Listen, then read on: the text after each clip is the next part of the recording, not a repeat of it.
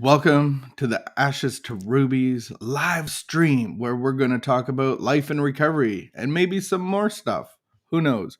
We've been away for a little while. We didn't do Friday or Monday. We did not. No, we did not. How are you doing? What's happening? What's going down? How you feeling? I'm good. You know what shocks me? Asparagus. Asparagus shocks me. No, we had some food last night and I didn't know asparagus was in it. But when I pee-peed, I was like, somebody snuck some asparagus in. Does that happen to you? Are we not allowed to talk about our pee-pee? All right. Nope. We're not allowed to talk about that. Sometimes we figure out what we can and cannot talk about on this podcast. Hello, Shannon. Good morning. Beets are scary too. I remember the first time. Oh, we're going down a dark hole. I remember the first time I had beets at my cousins out in Perth. And then I did the movement the next day. And I literally was thinking I was dying. Because beets color things. Oh, it was scary. So scary. Now it's fun. But now we're all grown-ups and we know that these things happen. Now we're all grown up. Is there a difference between boys and girls in those things? Like, I don't know. Maybe there is. Maybe there isn't. Like, I'm like, my pee stinks. Come smell it. I'm so sorry. All right. Back to the life in recovery and missing everybody over the weekend. We had our Ashes to Rubies show. That was the highlight of my... Shannon thought she was... See, people can relate to... We should be able to talk about bowel movements. Apparently we're allowed to talk about sex now that we never really do, but I think movements are great too. But we had my highlight of the weekend was we had our first Ashes to Rubies live show again in person. And we had a bunch of people and we did a, what was it called? Grief Out Loud. Grief Out Loud. And what happened that night was amazing. And it's still resonating in my heart because we've lost a bunch of people and we've lost a lot of people in recovery, in relapse, and the drugs out there now do not give very many chances. And so we've lost a lot of people. And there was, we went to an online funeral together. And we didn't go to a few funerals. And so Saturday night, I cried. One of the girls that did a performance was somebody that we know. And oh my goodness. Like I cried and then at the end I felt like a relief. And it was like we came together to share a burden. And I walked out of there much lighter. And it was really healing. And everybody was so grateful for it. Thank you for putting that. I'm like, I got more out of it than anybody, I felt. It's true. I mean, the whole concept of Ashes to Rubies, when we first started it, it was something that we wanted to attend. Yeah. Yeah. We want a fun event that's a sober party. We like to have fun. We had all these people around us that were talented. And so we're like, okay, let's do an event where people can gather and we can share stories. We love to hear people's stories. And the fulcrum was story. Yeah. Of like, we'd share 3 10-minute stories of overcoming. And I love that it's not always recovery, it's overcoming life's challenges. Yeah. And so it was really nice to be back. It had been 20 months. Like our last Ashes to Rubies show was February 2020. And so it was really, really nice to be together again. Mm-hmm. What was your thing about grief shared? What was it? Well, the one that I haven't posted it yet. Oh, so that is grief shared together is a burden cut in half. Like what? No, it's like grief shared is halved, joy shared is doubled, or something like that. Okay. Yeah, and it made sense that night. Like I didn't really understand it before, but when I left there, I felt like my heart was a lot lighter because we had shared something together. Yeah, it was super powerful. Thank you for... Do you want to hear my new one? I want to hear your new one. Just tell me though. Stigma and shame cannot thrive where courage and vulnerability exist? I have to look That's that a up tricky one. and make sure that That's I a good didn't one. get that from someone else. Like it's Mhm, mhm, possible that I actually mhm. heard someone else say that. I know that I know Brene Brown talks a lot about courage and vulnerability.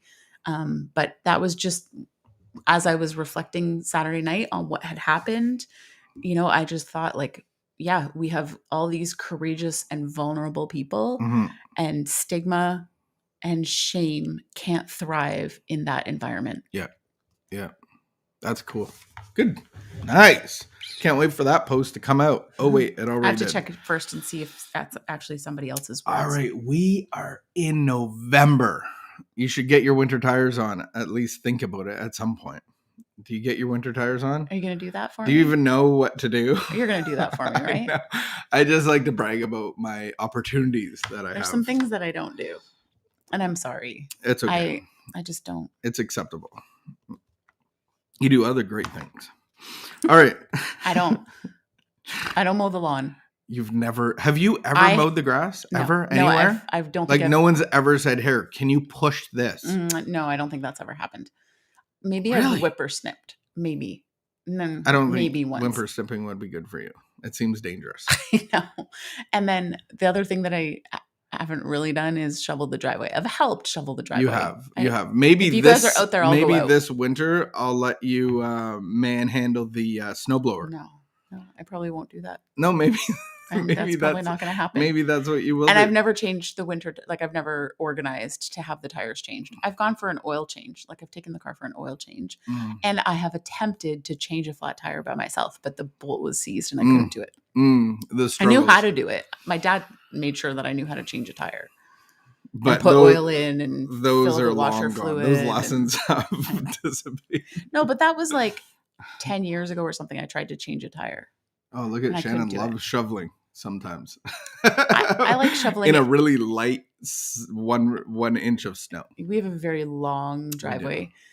And I like to help you guys. You have helped us. All right, here we go. November the 2nd. Our time's almost up. We will get into our reading.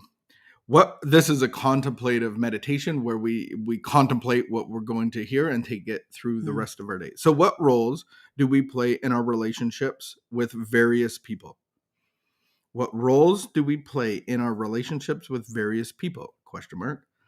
When this topic came up in my 12-step meeting, a member suggested that each of us might take a closer look at our attitudes towards our families. He pointed out that here at the 12-step meeting, we are often cheerful, willing to accept the program, hopeful that it would work for us. But do we, he asked, always present the same pleasant face to the people at our home and our children? Or do we often scowl and scold, admonish and complain? So the picture we present of ourselves at home is that of boss, mentor, and disapprover.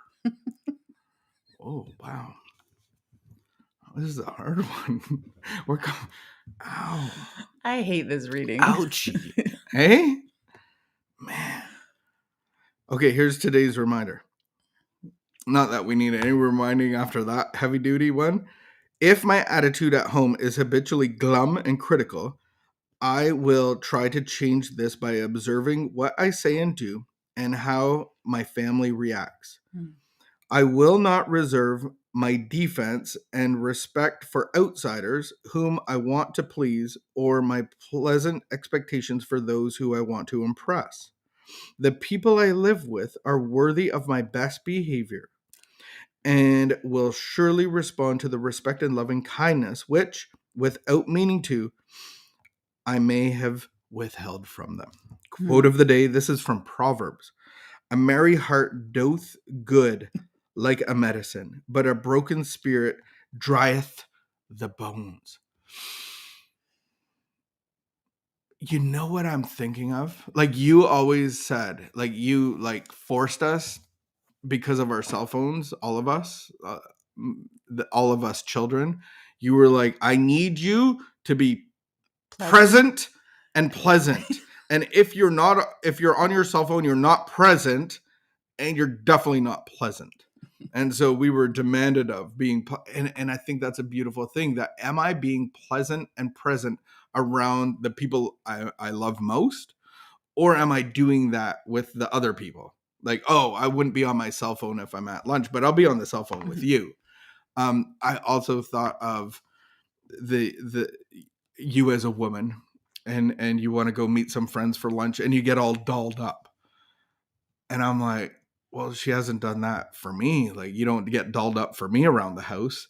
And it's like, am I, and I'm just using that as an example, but am I somebody different in the small time that I share with other people? Or can I bring that into my daily relationships?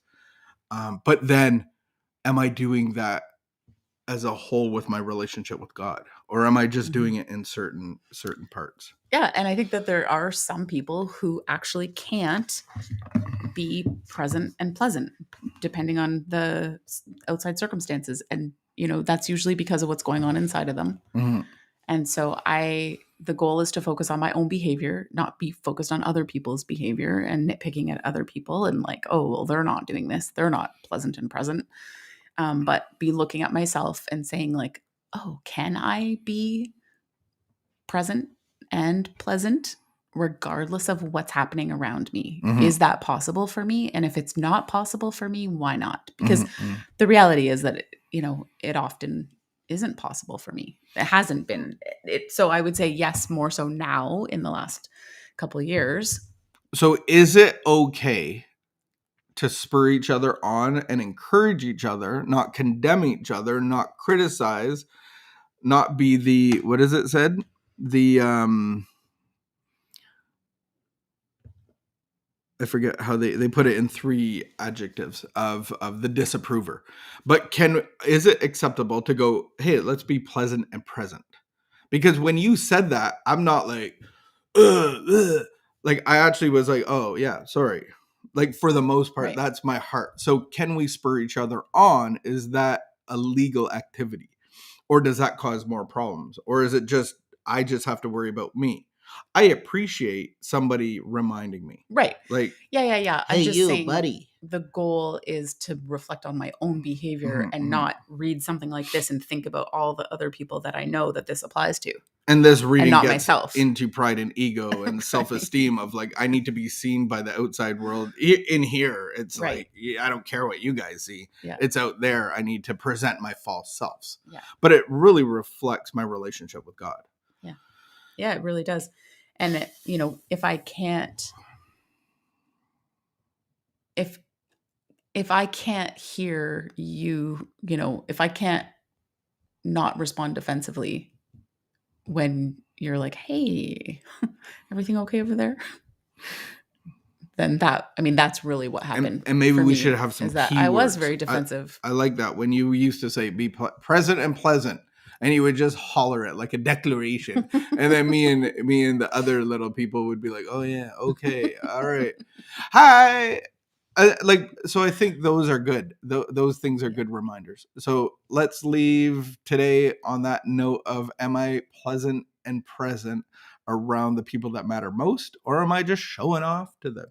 Yeah, and I think present People and that I see. pleasant leaves it open, right? It's Leaves not like it I have open. to be funny. I don't have to be entertaining. I don't have to be chitty chatty. Chitty chatty. But can I just be pleasant and present? Amen. Keep the peace, be of good behavior, and we will see you tomorrow. Goodbye, guys.